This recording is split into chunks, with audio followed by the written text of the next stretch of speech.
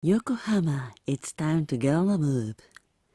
Oh, actually, it's not a real city. HARA Model Railway Museum is near the JR Yokohama Station, where the Japan's first railway started.